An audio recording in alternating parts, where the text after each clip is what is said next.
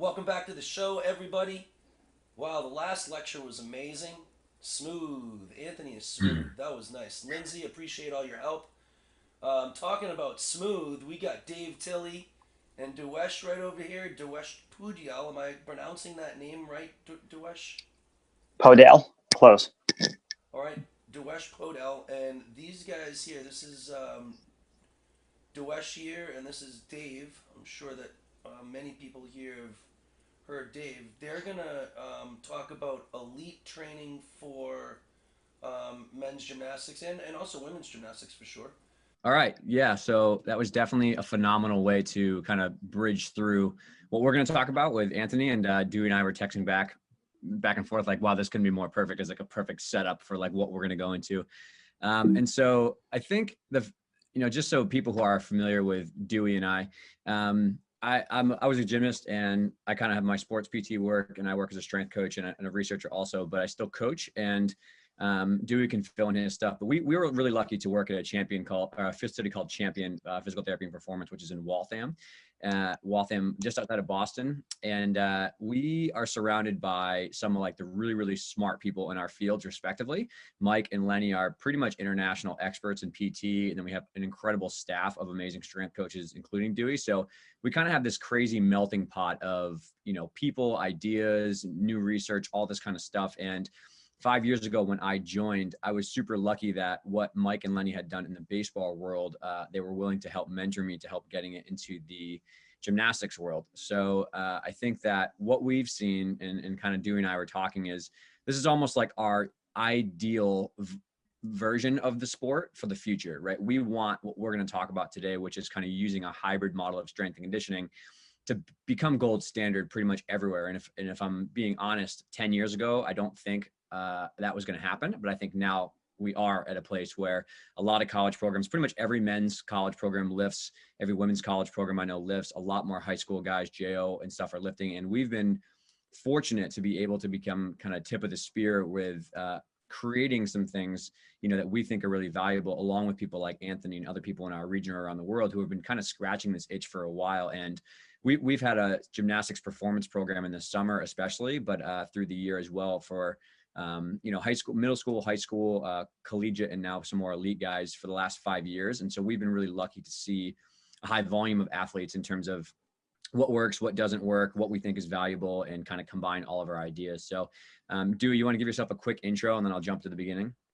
Yeah, for sure. Yeah, so I'm currently the director of fitness at Champion.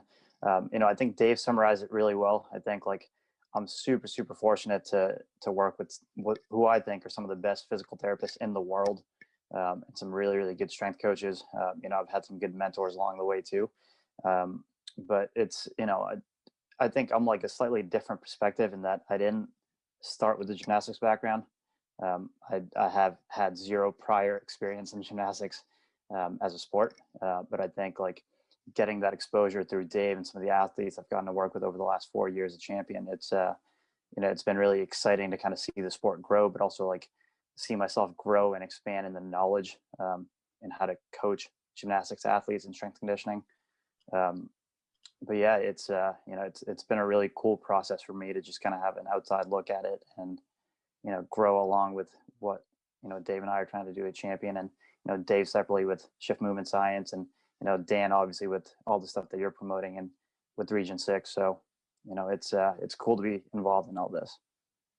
Yeah, absolutely, man. It's an exciting time for the sport for sure, because I think, we're on the brink of what I, again, hope becomes gold standard, but I think we're going to see when we finally get into some new ideas and try some new things, we're going to see a level of performance and also a level of excitement in the sport and, minimizing needless injury. I think we're going to see something that's never really before been seen. And we're going to be really excited in a couple of years. So to kind of start off and frame this talk, like I said, this is kind of like our pitch to the world about like, we want this to hopefully become gold standard. And the three things that we're trying to really do in this lecture, and hopefully through some of the examples we show, is number one is we're all chasing the same goal, which is we're trying to maximize gymnastics performance and minimize injury risk, right? We're all chasing that same goal of we want kids to hit, big routines at meets. We want to have the fun. We want to go crazy. We want to have kids move through the levels, whether they want to move on to the next thing in their life after high school or whatever, that's cool. Or whether they have really, really high level goals of college and the Olympics, we want to be able to provide that for them, but also keep them as safe as possible so they can get more out of the sport, right? So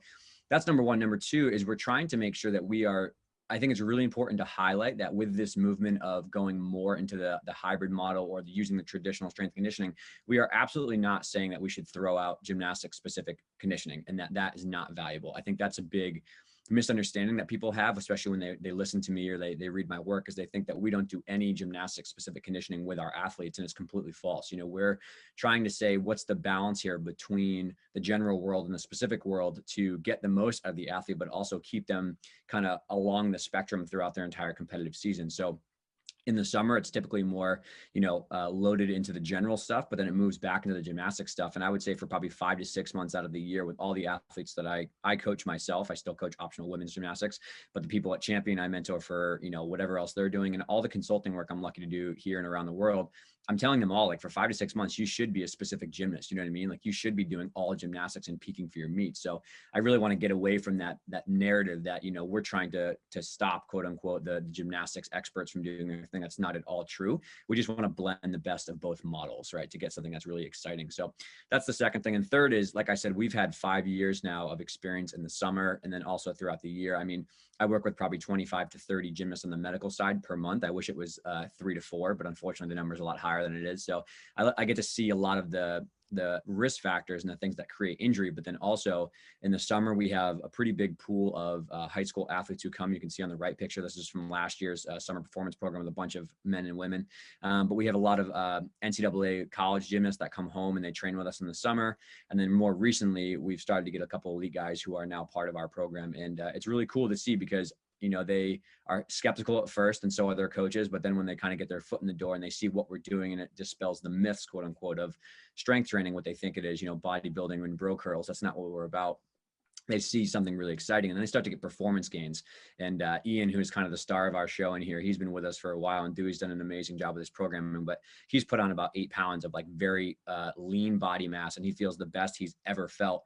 And he's going to Stanford next year. And then he has really, really big dreams of what comes after Stanford for the national team. So he feels the best he's ever felt and he is fully in love with the process. So it's been really cool to see him get over some of his nagging injuries and feel really awesome. And so that's what we're trying to do, is just kind of hopefully share the experiences that we've had. And I think another really good example is Colin Van Wicklen. I've been lucky to work with Colin and talk a lot with Colin. And, he was very much in that dogmatic approach that, he didn't think it was going to be helpful at all. And he stayed away from it. But he said that adding a little bit of strength training and kind of that general sense has been the best thing he's ever done. And he feels the best he's ever felt in the last, couple of years because doing more of it, but also being more intelligent about his training. And so what we want to do here is kind of build off Anthony's concepts and kind of talk about our 2 buckets, how we view these things. So one is going to be like the basics, right? Like Anthony was talking a lot about, but these are like your lower level athletes. You think more compulsories. We're doing the same lecture next week for the national feature stars, kind of like fast track side of the world. So we're thinking about what are we going to do for the younger athletes, the athletes that are just getting into like that 10, 11, 12.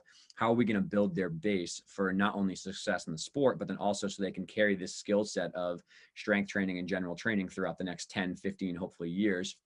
And so it's really important to remember that the strength training age is not your sport age, right? So in one of the newer guys we've had, Jan is a perfect example. He's an amazingly talented, incredible gymnast. He's going to Illinois. He's got a scholarship waiting, but he's new, very new to the general side of the fence. And so his strength program is relatively basic for what we would consider, but because his training age is so low, he gets a really big impact out of that. So I want you to keep in mind that even though they've been doing gymnastics maybe for a long time, their training age for what we're going to show you today is much lower, and you have to kind of keep that in consideration. So we'll talk about examples throughout after we get to the geeky stuff, is talk about, what are the examples of things that we do like now, quote unquote, with someone who's new or fresh, whether they're 10 years old or 15 years old or 20 years old. And then what do we work towards down the road? And we can show you examples of both in terms of, what Ian's doing and some other stuff. But the skills you see we compare to obviously are a little higher level because Ian's doing them, but they can make the same application for basic layouts, basic P-bar skills, basic pommel swings. They all kind of travel through. And then as we say, we'll move down the road and we'll give you examples as well of like what the goal is, the later, so to speak, right? So these are going to be your higher level athletes, those athletes that are typically in optionals by the time they're in this advanced phase. And a lot of the NCAA and elite girls and guys who come home in the summer, they've been training with us for 3 full cycles now, right? We have like a lot of, especially on the women's side, they're from Region 6, they get their scholarship, they go to their school, and they come home and they have 3 months to work with, and they kind of come back and they get a new program every summer. So they're a little bit more advanced. We can throw some more, complicated exercises at them or some advanced, set and rep schemes and things we want of them, versus when the younger athletes are in there, they're really just doing the basics. A lot of what Anthony showed is exactly what you're going to see in our lectures too, for the basic principles to just do those things really, really well. I like how he said savagely well. I felt like that was a very good example of that.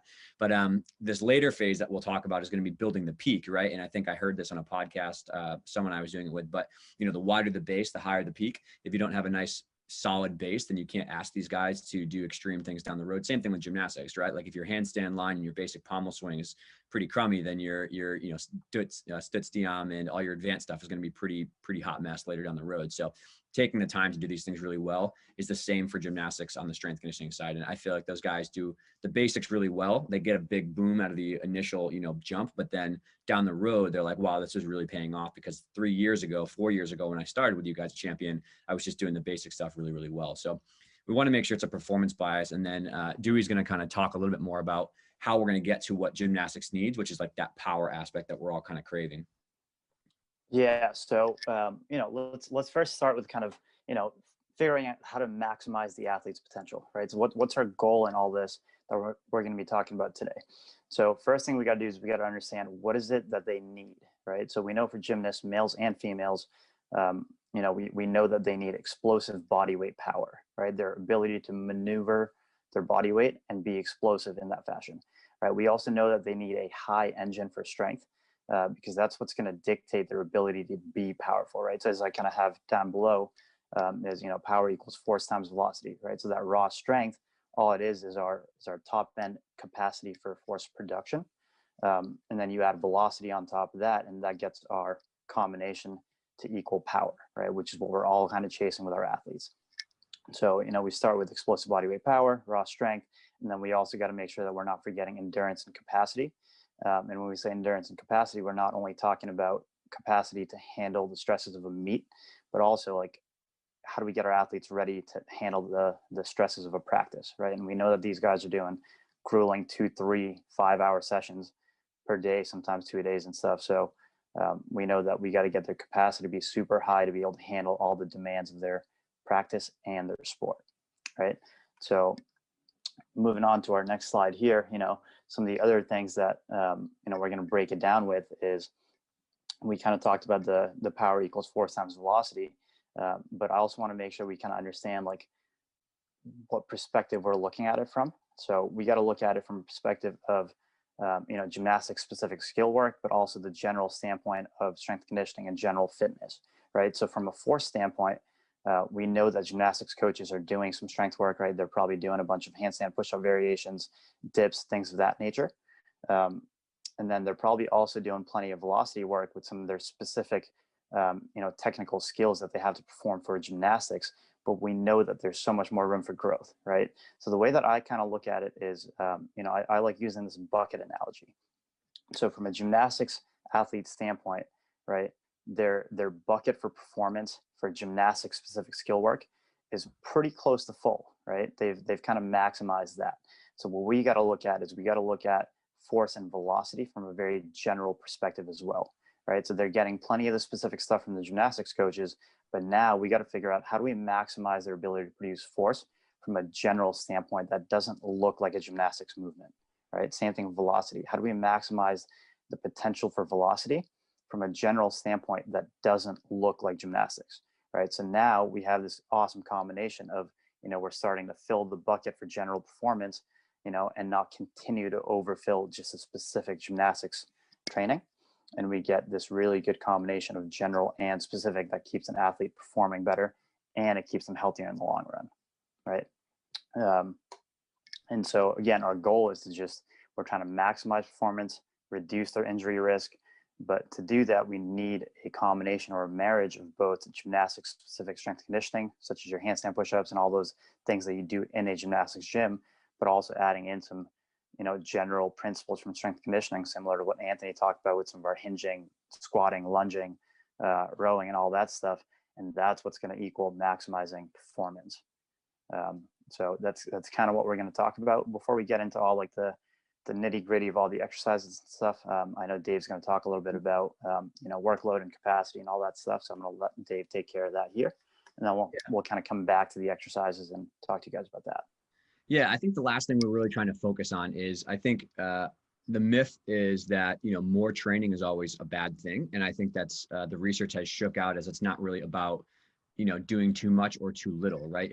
I think when you look at the literature, and we can see that definitely spikes in workloads are concerning. And so Tim Gavitt's really famous for this, and him and I are working on some literature for gymnastics specifically. But I think it's common sense to know that, right? If you don't do a lot of summer conditioning and you don't really do all your skill work, and you just like get to the preseason and you go, oh crap, and you hit the gas pedal super hard, and you try to throw a lot of new strength or new plyos or all sorts of new exercises or routine work at an athlete, they probably are going to break down mentally and physically, right? So that's concerning. But it's important to remember that this research also shows that under training, right, and just leaving yourself kind of out to dry and then hoping things go well is also not good. So we don't want to spike their training load really hard, but we also want to make sure we're working hard enough, right? And it's actually interesting that research shows that fitness is actually protective, right? So good training, smart training that is hard, intelligently designed, and kind of waves up and down with good periodization cycles, which is just planning the intensity of days, it's actually good for the athletes, right? And so that's where I think gymnastics has a huge amount of performance still left on the table,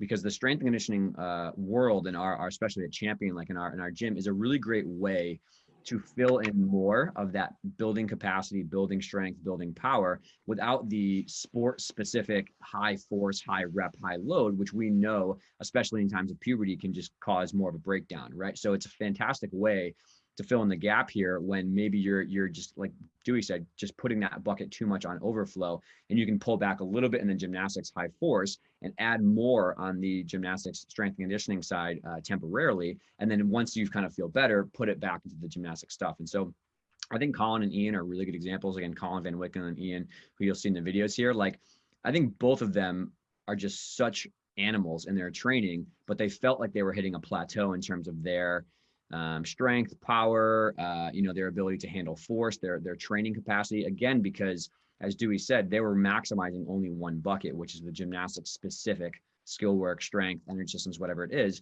And when they started to add in a little bit of the general work 1 to 2 days per week and plan it really well to kind of taper away towards their meet season, they felt enormously better physically and mentally and performance wise. And so I think we have to keep this in mind, is that, injuries are when the bucket overflows, right? When you put too much into that gymnastics bucket and you break down, from force. So this is a really great way for us to kind of marry these two concepts together and have that performance and injury risk side kind of being something we think about throughout the season, but then also kind of, again, which bucket needs more filling in this time period, And then lastly here, what does this practically mean is, number one, it's going to be, when you just throw a bunch of new skills, right? We want to learn new ring strength. We want to learn a new tumbling pass, and you just like throw a ton of stuff at the person, right? That's not going to go well. But also not having a plan, not having a slow progressive buildup of the strength conditioning side between gymnastics and general to get them ready for preseason, right? We all know the summer and the preseason is when you should be doing all your grunt work. That's when you should really be hitting it hard, or else you're going to get to season and you're going to kind of piddle throughout the year and you're going to fall apart a little bit. So the analogy that Mike Ronald, my boss, always teaches me, like, it's like sand in the hourglass, right? Like there's two things. You can put more sand in the hourglass, or you can control the rate of sand coming through the middle. So with strength conditioning, especially what we do at Champion, we're trying to put more sand in the top of the bucket. And then really great coaches, gymnastics coaches, are the ones who can plan the season and help express that and make the sand kind of go through it slower. So by the end, hopefully you have a lot more to work with, at states, regionals, nationals, whatever your kind of peak should be, so to speak. So what we're going to do for the rest, we kind of got away from the geeky stuff, is we're going to try to share the 3 things that we find are the most important. And Dewey can kind of walk through some of these here, but the rest of this will be all more videos and me clicking through. So don't feel overwhelmed. Yeah. So our 3 main things that we're going to talk about today, right, is going to be the importance of lower body power, right? We kind of mentioned the overall requirement or the need for power earlier on, but we're going to kind of break it down by lower body, upper body for longevity, and then as well for injury risk reduction, right? So if we hop into our next slide here, the way that we're going to set up this presentation is we're going to talk a little bit about what we do with our younger guys, right? Our basics youth, what we're calling our now, what they need, some examples of what they're doing. And then we'll kind of do a similar thing for some of our advanced athletes, our elites, our NCAA guys. So, you know, starting with our youth guys, the things that we're really focusing on is basic bilateral lower body strength, right? So this is kind of what Anthony talked a little bit about, some of our squats and deadlifts with 2 legs, some of our basic unilateral lower body strength, unilateral meaning just single leg work. Again, Anthony talked about this a little bit with, you know, split squat variations. We're also going to add in a little bit more direct muscle work for hip and rotator strengthening. You know, this is stuff to kind of keep you healthy, work on some of the little stabilizing musculature that, you know, we can't target as specifically with some of our squats and lunges and deadlifts and stuff. And we're also going to talk a little bit about some of our basic power drills to teach not only force production and power production, but also the ability to accept forces, right? We know that there's a lot of force that's happening, especially when it comes to landings and things like that in gymnastics. So we're basically starting to give athletes the potential or the ability to be able to accept these forces as well as produce these forces. So some of the examples that Dave's going to talk about in a little bit is going to be, you know, some squatting and deadlifting to build the strength, and then talk about some jumping and landing variations to build that velocity end of the spectrum. So Dave, you're up, man. Yeah. So I think the rest of this will all kind of be, the way we frame this up is trying to have some video examples of what we're doing with some of the athletes for now and for later, but then also getting videos of gymnastic skills where we're finding they're telling us that they feel the most benefit for. So hopefully we can kind of connect the dots between, you know, what we're doing in the gym and why we're doing it and why we're choosing these exercises and what it's going to transfer over to down the road. So this is not Ian. This is the only one because we didn't have this video, but Jonah here, our Canadian wonder. So I'll click through them kind of slow to make sure like the still frames go. But this is just, again, what Anthony was showing, just a basic kettlebell deadlift, right? Just that hinging pattern of driving the hips back. And we like to do a version of kettlebell deadlifting. And then also you'll see some squatting variations together. Again, nothing too fancy, but just grooving that basic pattern to load and build strength in the posterior chain. And then here is, again, another one that Anthony was showing was our split squats, right? So Ian is doing a basic split squat and he's just literally moving through his range of motion, right, with kettlebells in his side. And you'll see later as we work into some like the sprinting and his tumbling and stuff like that, why this is so important, because we want to develop, you know, the ability to produce really rapid force to sprint to get velocity for floor and for vault especially. But, you know, split squats are a basic entry point for most of our athletes, and between, you know, deadlifting and split squat and some other variations we'll show, they're just a phenomenal strength builder, right? A kettlebell deadlift, a split squat, and a goblet squat, as Anthony was showing, are like 3 basic ways to get a lot of return on your investment for strength. And then we have down here on the velocity side, seated dumbbell jumps are another one that we're doing quite a bit. So again, this is more building strength, whereas now we're tapping into the velocity side with those newer athletes of teaching them how to use a little bit of overload and maximally expressing force as fast as they can. So Ian's sitting on a bench and he sits with very, like, you know, moderate weight dumbbells in his hands, and he's just working on sitting down and loading and pushing through his heels to get vertical triple extension, right? And again, you'll see how these transfer over, but as most of us know, this is going to show up on floor, on vault, and a lot of our, especially even too on like high bar and stuff like that, when you can explode at your hips for like big release moves. When the athletes learn these when they're younger and they're learning basic taps or basic giants or things of that nature and basic handstand swings for front up rises or whatever else, this is all going to only help that much more. And again, these little bit of load is just going to help amplify things quite a bit. We also really like doing a lot of single leg hinging variation, more so on our female side, because typically they have a lot of lower back stress, as Anthony said. So we'll start them off with a hinged variation of a single leg hip lift. So he has the TRX with some kettlebells around his hips, and you can lift up and you can kind of see that the peak is high. And another thing we do here later, as you'll see, is we'll add some chains, which make the end range of motion very, very hard. And that's kind of where we like that top end explosive force of, you know, tumbling or things of that nature. So just keep those in mind. And what we've done is we'll see here, Ian will next do, you know, I think the first one is going to be a one of double. So obviously this is going to be extremely high level, right? Like Ian is a much more advanced athlete, but this could be anybody doing a layout or a basic back tuck, right? So as he moves down the floor, just look at the different things that are showing up in terms of what his hips are doing and what his lower body is doing. And it's a little glitchy, I know, and Dan will put on some great post-production, but we'll still frame these and we'll show. But we want to see, again, what are we aiming for? Like, what's the goal of having someone do the strength training that we're having them do? The different positions of his hips moving through extension and flexion, and his ability to, you know, explode vertically off the floor, but then also land and accept the force eventually this would be on a hard surface, right? So it'd be much higher force. But with that in mind, when you look at the still shots of what we're trying to transfer over here, you can see very evidently that these things are showing up, right? So his hip extension and exploding off of the with dumbbell jump is the same exact motion that he needs to tune the floor and extend his hips really well to get vertical force into, again, a back tuck if he's a very young athlete or a new athlete, and in Ian's case, a double double, a double layout, something of that nature. So, and then again, squatting and hinging together both make up the ability to accept load properly, and you can see that he is going to land in a very similar pattern. I wish he would look somewhere besides his feet, but you can see clearly that that same pattern is showing up. So we have force expression and getting off the floor, and then we have force acceptance getting down here to the actual floor. So hopefully the still shots make sense to kind of where these buckets all connect. And we'll talk about now, we can talk about what the next down the road progression would be. Yeah. So obviously that was a little bit more of like the basics, right? So obviously like we had Ian do an example of a very high level gymnastics movement, but you know, we did get to see some examples of some more basic strength training that leads into the ability to be able to handle some of those forces and also produce those forces. So now when we look at an athlete that's a little bit more mature, a little bit more advanced, right, we just give them stuff that's more up to their level and what they probably need to be able to produce the forces that they need and accept the forces. So we'll see, you know, Dave will show some examples of some advanced bilateral lower body strength movements, right? So basically a progression from our kettlebell deadlift. We'll see some more advanced unilateral lower body stuff, you know, our progression from that split squat and the single leg hip lift that Dave showed us. Then we'll also see some more advanced plyometric and power drills, and even some sprinting stuff that we've done with some of our gymnasts to help with vault and floor, like Dave said. So again, you know, the examples Dave's going to go over, but works on the continuum of strength and velocity. Yeah, it's important to keep in mind that Ian is a little bit of an outlier here, where he's so bought in and he loves it so much. And actually his coach trains with us too. So like he's kind of moving through these paces a little bit quicker.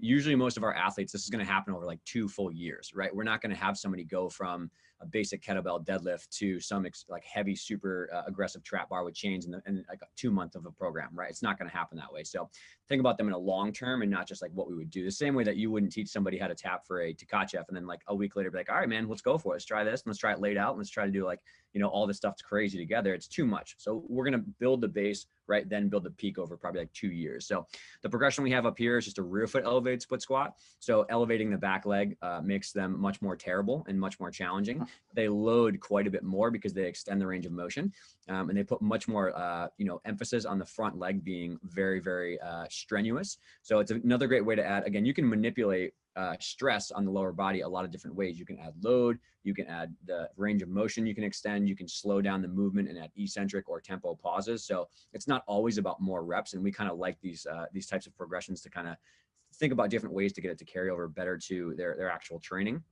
And then over here, you have Ian being a savage, right? So trap bar deadlift with chains. So like we said, the chains are on the floor, right? There's less links that are involved, but as he stands up all the way taller, more links come off the floor. So it makes the top range of motion harder. And we really like that principle, because whether it's with the hinging on a single leg, you know, hip lift or a trap bar deadlift, for gymnasts, they're like, you know, all of their money making, so to speak, comes in the top half of the extension of the range of motion. So we try to put the emphasis on really putting the end range of motion being the traveling versus, you know, if you're a power lifter, the lift off initially might be more important, but this sport specificity is top range of motion. So we're trying to make that harder at the very top of his peak range. So we have the trap bar deadlift, right, with chains. And then over here, Dewey has Ian on a Woodway treadmill, which is a self-motorized treadmill. And he's essentially just doing some very quick sprinting bursts, but he's working on his mechanics. Ian has been someone who benefited a lot from Dewey going step by step, teaching him how to run. Ian, unfortunately, has run for 18 years, and I don't know if any of it's been really technically done well. So that's some of our favorite things to see at our performance, you know, program. We have baseball players, everybody from all, and we see the gymnasts who are so incredible in a few things, but then like side to side jumping looks like Bambi on thin ice. So there's a lot of opportunities for improvement here, and running for Ian was one of them. I hope he listens to this, man. We love you. But just working better running mechanics. And he's been very vocal about the fact that consciously thinking about running mechanics and working that along with strength work for vault and for floor has given him a lot more power to work with. And that was one of his biggest complaints. He's like, I don't know I'm running as hard as I can and I'm jumping as hard as I can, but I just can't get enough height to get another half around or to not land on my face, you know, when I'm vaulting. So that's for running. And then we have connected horizontal broad jumps here. So again, more than just a single pogo jump, but now he's working on very explosive connected jumps all the way down the turf to kind of think about syncing up some of these things together. And it's much more stressful in terms of velocity and force, right? As we know, connecting jumps than it is one single isolated jump. So those are kind of what he worked in his advanced phase. And then we'll see some of these things again show up in terms of the key points. So we'll show you still shots, but think about like the main things that we just talked about where they're showing up, right? You can see these coming through as he does full and then double front. And granted, he's on a rod strip right now, so take that with a grain of salt, but still, we like this because you can see the key points of performance, right? So front full through to double. And for us, that's kind of what we break it down is when Dewey and I look at movements in the gym, what I see in my head and what Dewey's thinking about is really what's going to be the end goals over here, right? So the split squat pattern is more the strength side and the sprinting drills are the velocity side. And that carries over both to him having much more top end sprinting speed to get into some of his forward tumbling, right? And then the trap bar deadlift, obviously combined with, this is obviously backwards, I flipped it to make the point, but the connected broad jumps are what he's going to be with landing forces when he's actually landing his second pass. And you could also make the argument that a combination of learning how to be stiff with some of those connected jumps and the pogo jumps combined with great technical gymnastics knowledge of how to tune the floor is what gives him a nice, you know, aggressive punch into his double front, and there's no energy leaks, right? The more tight you are, the more stiff you are, the more elasticity you have, you don't lose that shape, right? And let energy flow out, which would be maybe a 1.5 to his back and not a full double front. So those are kind of on the lower body side. And then we'll move now to some of our upper body movements. Do it? Yeah. Yep. Yeah. So for, you know, for the upper body, it's not that much more different than the lower body, right? So same concepts for the requirement for power still applies here, right? Now, the only difference is we got to look at the different joints involved in the places that are required for power as well as for stability, right? So we know that the shoulder, especially for men's, is super, super important. And more specifically, the ability to have really good opening and closing power is super important, right? And we look at it from perspective of bent arm and straight arm strength.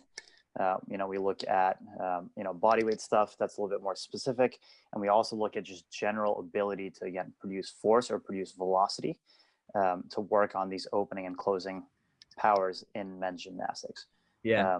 And I'll jump in here too, Dewey, because I think it's important to note that traditionally what you see in gymnastics is bent arm strength and then straight arm power, right? Like, so think about Takachev on high bar, think about parallel bars, and we'll show some stuff. But you have to realize that the base of being able to express that really aggressive, like think about a peach basket or tapping for high bar, that only comes when you have a foundation of strength. So it's I think a lot of male gymnasts train handstand push-ups and push-ups, but they forget about a lot of other options that are available to them in the general strength conditioning world to just build general capacity of their shoulder, which is where, again, I think a lot of these guys fall apart is because they're only doing body weight strength. So just my 2 cents there on the gymnastics side. Yeah, that's perfect. And so again, similar format as what we did for the lower body. You know, for the basics, the youths, what we're calling the now, the people with the lower training age, we're working on some basic vertical pushing and pulling. We're working on some basic horizontal pushing and pulling. Right, obviously, when we say the vertical and the horizontal, we're talking about planes of motion. You know, we're also prescribing them some basic cuff, meaning rotator cuff and scapular strength work as accessory to build on some of the missing pieces that we might not get from our, you know, heavy pushes and pulls. We're working on some straight arm opening and closing for shoulder power. And Dave's obviously going to talk about some of our examples here, but, you know, we're going to show you guys a little bit of some half kneeling angled presses, maintaining a really good hollow body position. We'll show some true overhead stuff. You know, we'll even show Ian doing some freaky handstand push-up stuff. And then we also like to use medicine ball slams in our gym to work on some closing power here, as you guys will see. Yep. So again, a couple like basic ones we started off, Ian, with were, you know, half kneeling landmine presses. So this is mounted in the corner of our gym. And essentially the bar allows you to press in an angled version. And we like this because oftentimes guys sometimes have some issues with shoulder flexibility, and doing a landmine press is a really good way to maybe not get that last 10% of range of motion when they first start and kind of stay away from a cranky shoulder. But we have the basic kind of, you can load this more version, but then also as they get more flexible, we can transfer this over to just a regular half kneeling dumbbell press. to work on some single arm work. And again, the split pelvis position is really good to working side to side balance of the hips alongside the pressing motion. So we have just kind of basic strength stuff. And again, it's about a combination of, he was still doing all his regular strength stuff in the gym, trying to complement it. And we just put it on opposing days, so we didn't blow his shoulders up too much. But the combination of the strength as base here, and you could also argue dips and pull-ups and everything else that you would do, kind of allows you to then have the expression of force in a faster way. So standing just med ball slams are a great way to work that shoulder open close and just put, like we say, like, do we want you to, if you break this ball, like you can take it home, right? Like we want you to put a hole in the floor. That's how hard we want to throw, versus you can't really go maximal force and speed when you're working on a half kneeling dumbbell press because it's heavier, right? So we take away the load. This is a 6 pound med ball, maybe, Dewey, or an 8. And I think it's an 8. Yeah. Yeah. So 8 pounds, which he's clearly able to move pretty well, but just in part of his power work is working on that explosive opening and closing of his shoulders to try to get it to transfer over. And then you can see here, in terms of, again, another skill that he told us that he was feeling a lot of progress on was just his like basic peach work, right? So his ability to drop through the bottom, that's technical skill, but then the faster he can open his shoulders, the higher he can get lift, right? So he does a peach to 1 here, but his shoulder opening and closing, more so opening here, is where he gets all his pop. And half of this is definitely just knowing how to kind of wait and be patient and tuning the bar.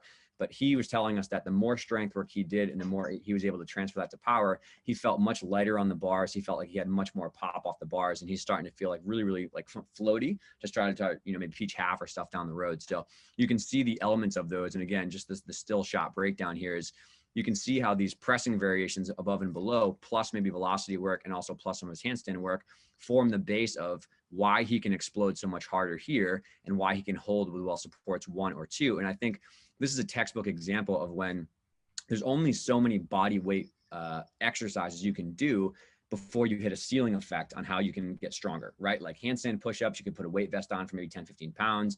You could do weighted dips, you could do all sorts of stuff. But until you put like actual load in your hands, from a physiological point of view, we know you're not accessing your full spectrum of muscle fibers, right? Overload with strength and speed helps gain more of that. So I think it's all about, again, getting what we can out of gymnastics side and being technically right with his good positioning, but then adding some extra into his bucket by adding more strength to his shoulder generally, then saying, okay, now go back and be a gymnast and actually apply this over.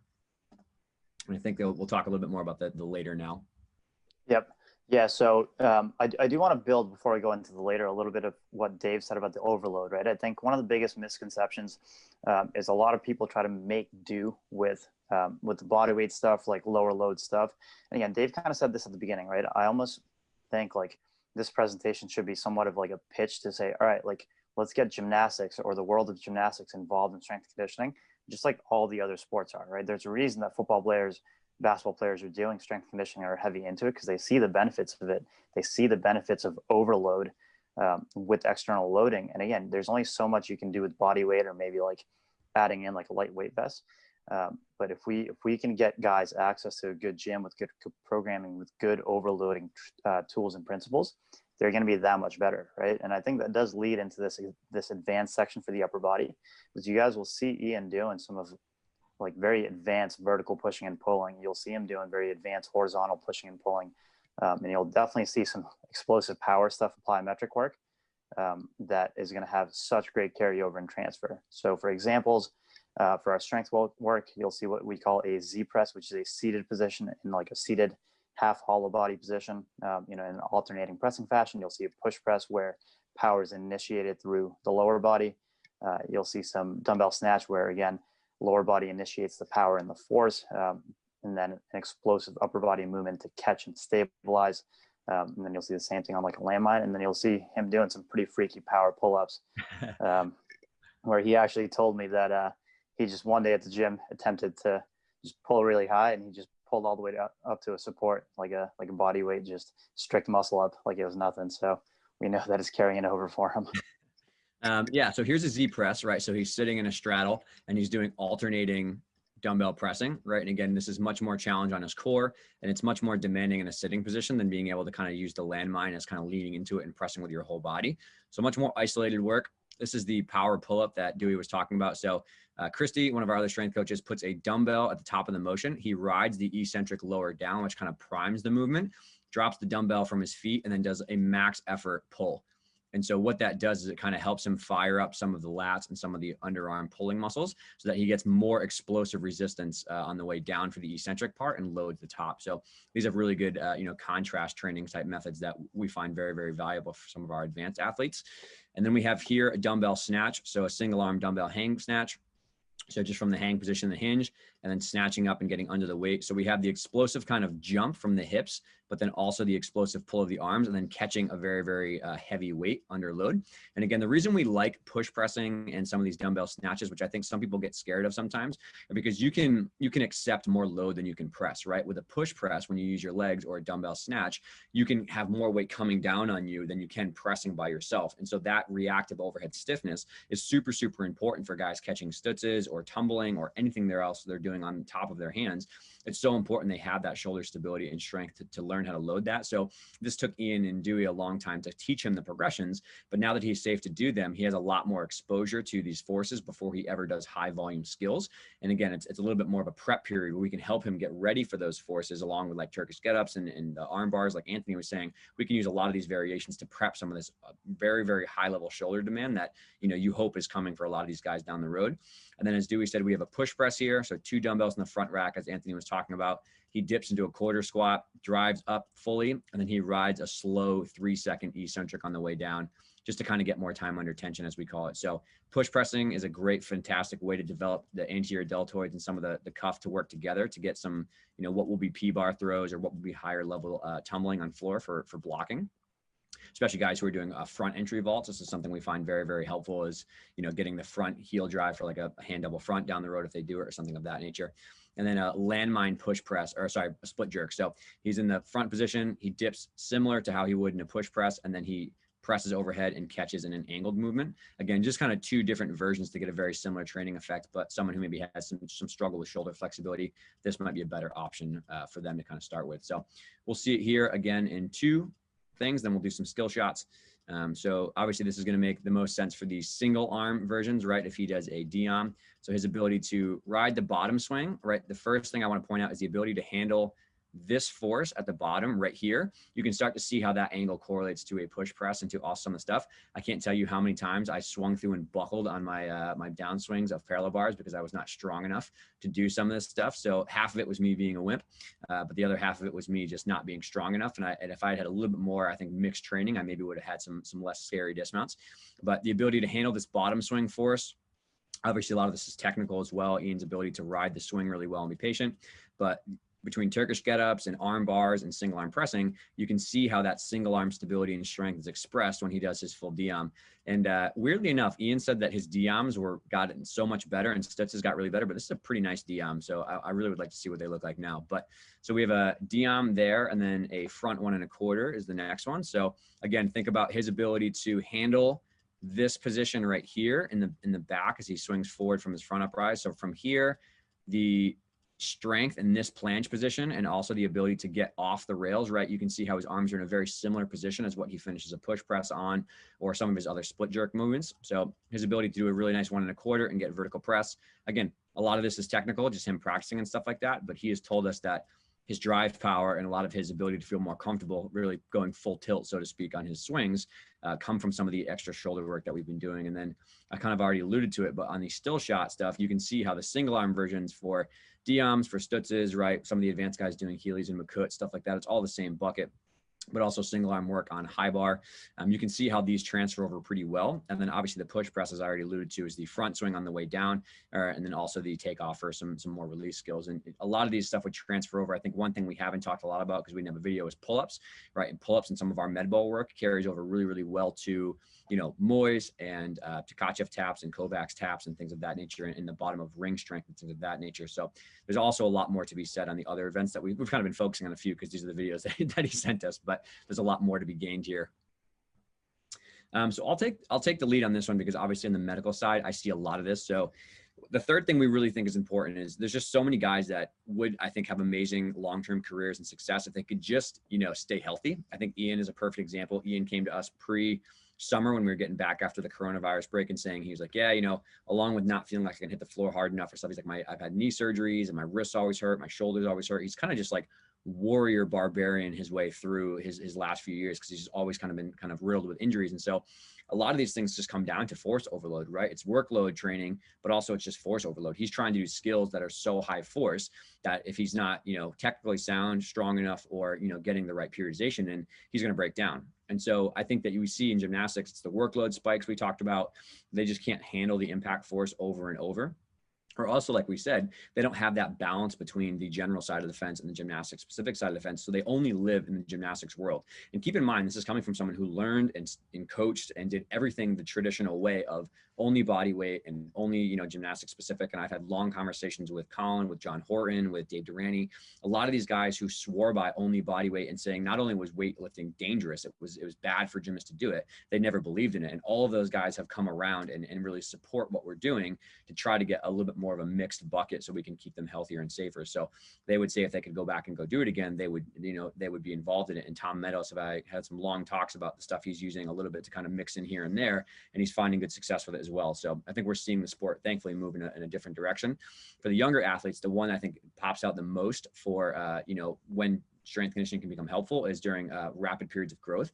I call it the growth talent crossroads, right? They're really growing at a fast rate, but they're often like on the lower levels, jumping up in higher levels. So they're doing higher force skills. They're doing more repetitions to learn those skills. They're in the gym more, and they might lose some flexibility with puberty. And so there's only so much we can do with those athletes before we get to the dicey territory of wrist being sore on pommels, or, Osgood slaughters and knee issues and stuff like that. So we can kind of sometimes continue to progress in the physical preparation bucket and also do technical drills and stuff, but make sure they're not, overloading themselves with just gymnastics, but you're building the potential for them to go above and beyond when they do get through puberty fully. And this is a really great quote. Mike Boyle is a pretty well-known strength coach, and we're lucky to have him around this area. But the best injury prevention program is a good strength conditioning program. And I think we know that from the gymnastics world. The guys that are doing the work for strength conditioning, they're fitter, they're willing to put in that grind time. I think that those are the ones that tend to perform better, but also they break down less. And the same can be said for the general strength conditioning side, right? Like on the medical side, a little dose of strength conditioning generally goes a long way for these athletes to keep them safe. And I think we're seeing that come out more and more alongside the performance stuff, which is really, really exciting. And a sport that I grew up in, which was just like, put your head down and just get through it. You know what I mean? Like, don't complain, don't whine about it, just keep going. And I unfortunately treat guys who have shoulder surgeries when they're like 14, 15 years old, or have really bad back and shin issues because they just hit the gas pedal too hard. And I think if we got them introduced to some of these basic strength conditioning programs younger and still had great technical coaching as we do, we'd see a pretty different research paper come out in the statistics of injuries.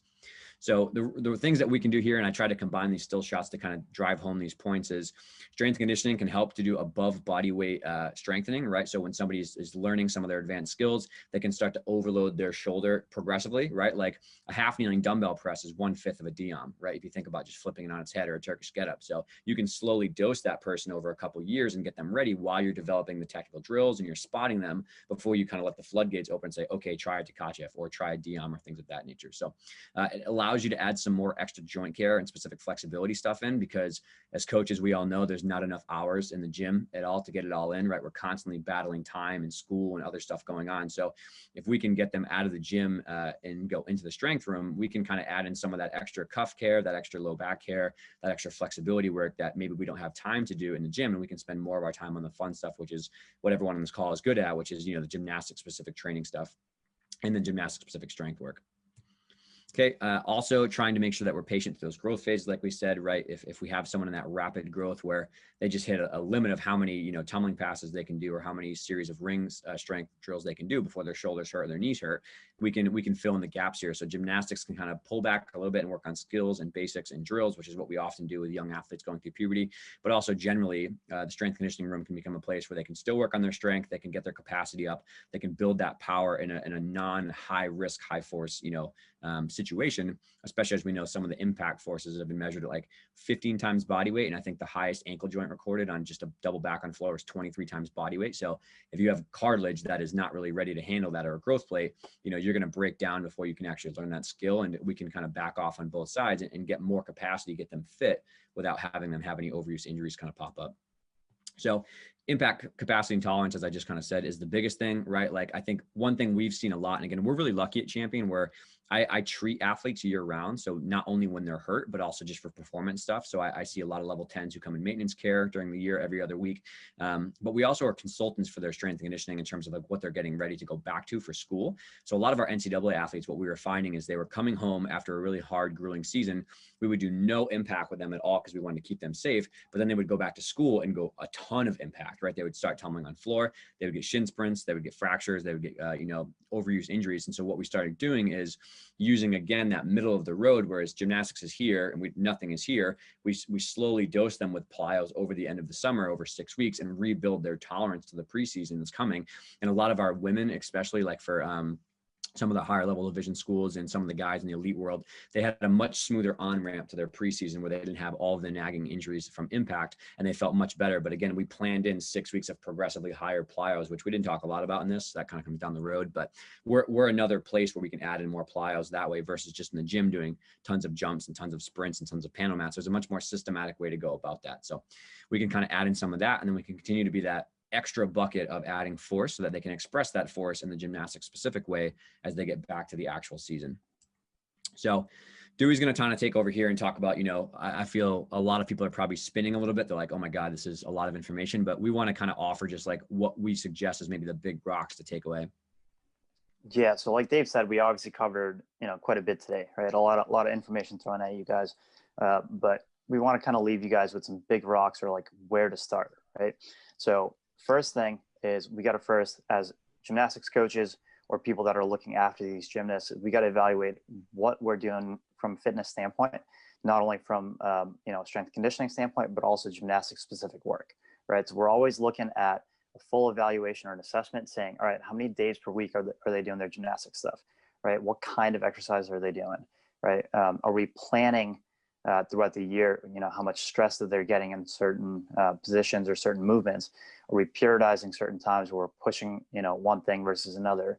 Are we splitting up their training so that they're, focused more on one type of skill work versus another, right?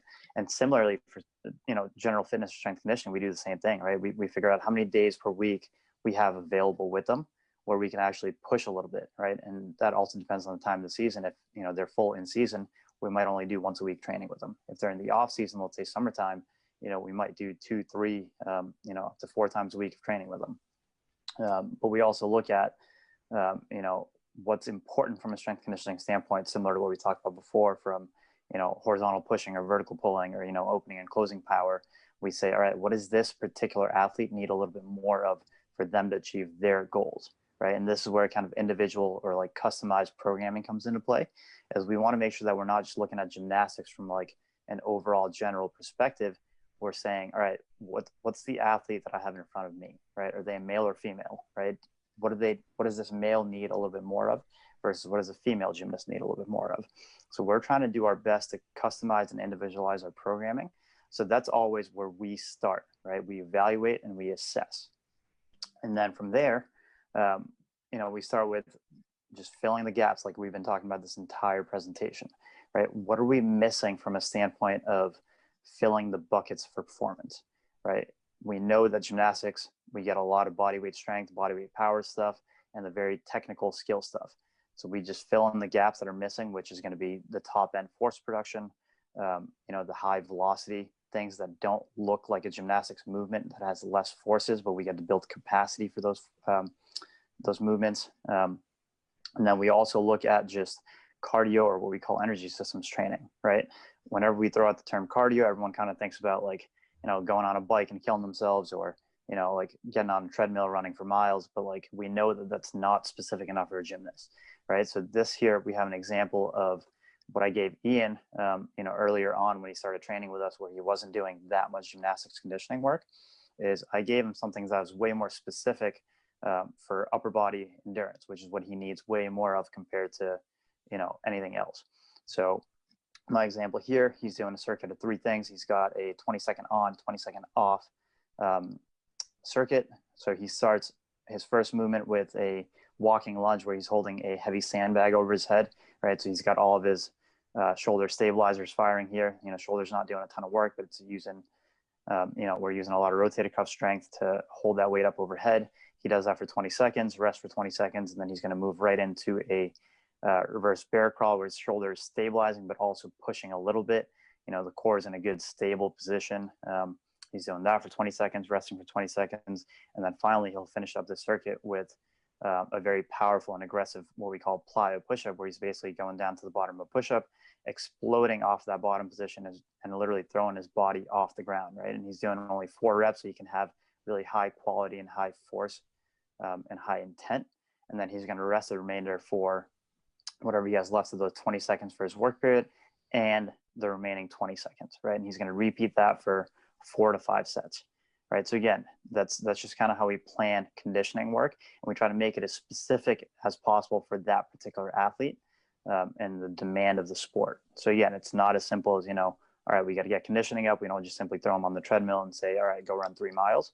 That does okay at building just general capacity, but we know that it's not going to carry over as well to him doing, bars and rings and all that stuff. So we find this stuff to be way, way more valuable, right? So that's what we kind of talk about from a conditioning standpoint. And then finally, the other big thing is, again, I kind of touched on this briefly earlier, but, where can we find time and resources to kind of sneak in some of this general stuff, right? Because it is unrealistic to push our gymnasts all year round with heavy training, 2-3 times a week all year round. But what we do is we look at their schedule depending on, what level they're at. And we say, all right, this time of the year, let's say summer, for example, they do have a little bit more flexibility in their schedule with school being off and also, it being the off season. So we say, all right, this is a really good time to build a good base of strength, build a little bit of muscle. And then we kind of transition over into the preseason where they need a little bit more ability to produce power and high velocity stuff. And we just transition still twice a week, but instead of like focusing on just trying to make them a bodybuilder and putting on a ton of mass, we transition to a little bit more velocity work, a little bit more power production work. And then we kind of taper back down again when they're in season, and we just work on maintenance, and we peak them for certain movements that they might need a little bit of work on, where we try to keep stress low, but we try to keep intensity high. We try to keep volume low, intensity high, right? So that's kind of our like general overview. Now, as far as where to start, right? I think, again, that talk earlier with Anthony was just such a good lead in. And, having people like Anthony and myself is definitely obviously helpful, right? Having a strength coach on hand to help with programming, periodizing, and also coaching is obviously a huge luxury. But, if you don't have that, right, like having gymnastics coaches become competent teachers and coaches to be able to teach some simple stuff like lower body squatting, like a goblet squat, like Anthony showed, right? Some lower body hinging with like a kettlebell deadlift, or, a single leg hip lift, which Dave showed a video of earlier, doing some single leg work in a split pelvis position, like split squats or rear foot elevated split squats. I think these are super important. Even if you don't have access to a strength coach, like being competent enough to teach this to some of your younger athletes, it's probably going to pan out big time. So that's kind of what we think is important for where to go from there.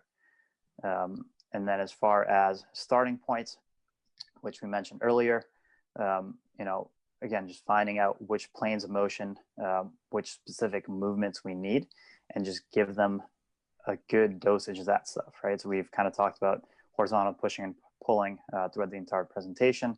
So for someone basic, you might start with like a single arm bench press that's horizontal pushing. We might start with some sort of chest supported row where they're facing down into a bench and they're just pulling up and squeezing their shoulder blades together, right? Easy enough to teach, nothing super, super complicated. You don't need a exercise science degree to teach that. And then similarly for pushing, right? Like that landmine press we showed in a half kneeling position, just having access to some barbell that they can push up overhead, programming some band pull downs or even some tempo pull-ups with, slow lowers and things of that nature, we find to be super, super valuable. So as a starting point for most gymnastics coaches, or, someone who does have access to a gym space or equipment, these are all just really good starting points. So, yeah, this is kind of the the overall summary of our presentation. Right. Hopefully you guys got a ton of value out of this. Hopefully we're able to give you guys a little bit of insight into what we're doing at Champion, but also, what we've found to have been successful over the course of the last 4 or 5 years since Dave and I have been working together. So yeah, if you guys have any questions for Dave and I right now, feel free to, Let me go to the group who's on, see if anybody has any comments or anything. But I do have 2 questions, one for each of you guys. Sure. Craig, Matt, anybody have anything? Jared? Okay, you guys are good. All right, so maybe Dave, I've worked with you in the past and used foam rolling and really believe that foam rolling is like the new flexibility. I kind of, there's a difference between stretching something with tension and stretching something with pressure. And they both change the length of the object. But I believe that pressure is a better way to achieve the flexibility. I do a lot of deep tissue stuff. Can you talk? I mean, there's 2 things that are key here. Number one is tissue wellness. And, the stronger you get, the stiffer you get. And the stiffer you get, the more potential for injury there might be. So can you talk a little bit about how you deal with foam rolling? How much should they be doing? What and then Diwesh, how about the other flip side is that if they don't have nutrition, none of this works. It's all a big chemistry experiment.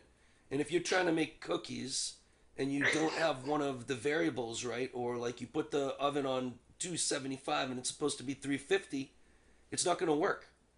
So one of the variables is nutrition. And like in my estimates, and this is just from a naive perspective, in my estimates, like Yusuf, the guy I work with, he's going 3,500, 4,000 calories a day. Am I going crazy? Is that a reasonable estimate? So maybe we can start with Diwesh and then we'll go to Dave. Sure. Yeah. So I think for nutrition, like you said, Dan, I think, obviously a huge piece of the puzzle. We know that it's not just gymnastics training and strength and conditioning training that's going to make a difference, right? The nutrition, the hydration, the sleep, the recovery, like all that stuff is going to be super important. But key in on nutrition a little bit, it's tough to say from like a number standpoint. Is 3,500 or 4,000 calories a good number, right? And that really kind of depends. So what we have is we actually have equations that you can plug in depending on how big you are, right? Height wise, weight wise, how old you are, and how much activity you do to burn, X amount of calories with the level of activity that you're doing. That's going to kind of dictate the number of calories that you need, right? So that obviously becomes a little bit more of a math equation. But here's typically where I start with a lot of my athletes in general. This also applies to gymnasts. I start with what's the goal, right? Is the goal to put on muscle mass? Is it to maintain muscle mass? Is it to lose weight for whatever reason, right? So I always start with the why, right? What are we trying to achieve with our nutrition?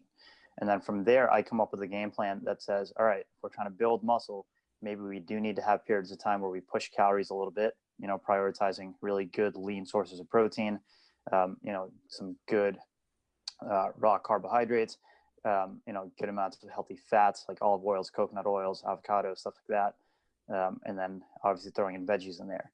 But let's say, again, someone wants to like lose a little bit of weight to get a little bit leaner, right? That might flip a little bit. I might prioritize protein still, but maybe I'll, cut down on the total number of carbs to lower the calories a little bit, cut down slightly on the total number of fats, again, to cut down on calories. But yeah, to answer your question about the 3,500, 4,000 calories, it is a little hard to say. It really depends on that person's size and activity level, but it doesn't seem that far-fetched. I have plenty of athletes that weigh like 160, 150 pounds that consume 3,500 calories, 4,000 calories, and they're, still having trouble gaining weight, even though they want to gain weight. So it's pretty variable in that department. Thank you so much. And Dave, how do I keep my muscles healthy, man?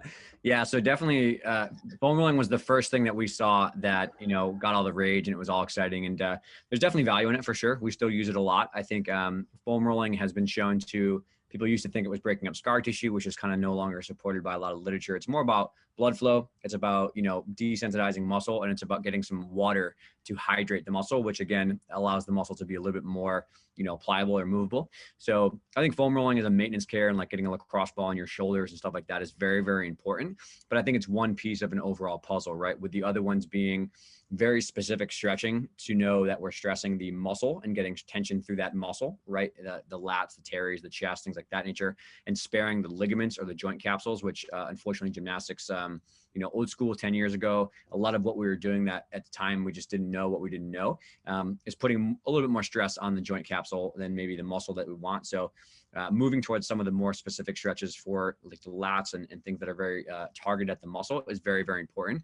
But along with, and it leads into this conversation perfectly, is like eccentrics are a phenomenal way to help lengthen muscle, right, over time and try to get some of that stiffness to kind of come down. So using some eccentrics in a warm up or doing some like eccentric split squats when you first start off really do help to get some of that flexibility to be maintained.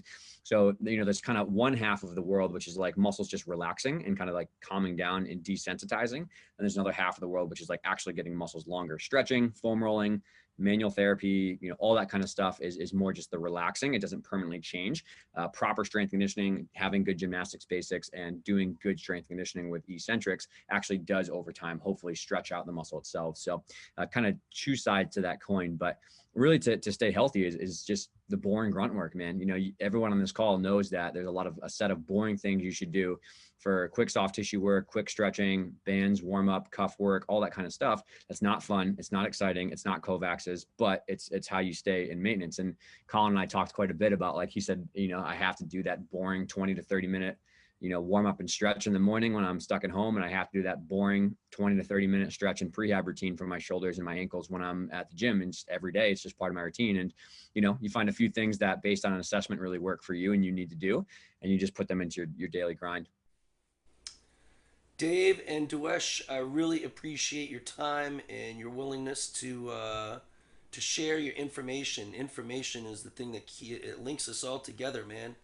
And sharing that thing is an absolute blessing. So it's always a pleasure. Happy to help. You, Dave and Diwesh. I hope that you guys continue to make a huge impact. And I look to you to help us because I really have a huge amount of respect for the work that you guys are doing. So, Thank good you. job. Thank you so Thank much. you. Guys.